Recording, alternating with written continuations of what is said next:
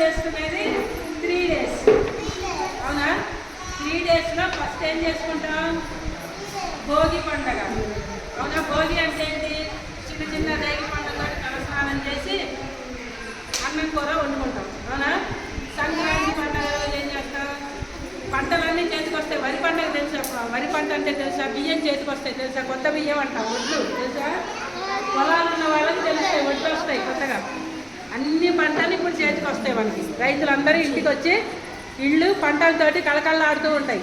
అలాంటి బియ్యం, కొత్తగా వచ్చిన బియ్యంతో బెల్లము కొత్తగా వస్తాయి. కాబట్టి దాంతో పాలు పొంగల్. అక్కడ ఏం చేస్తున్నాం మనం?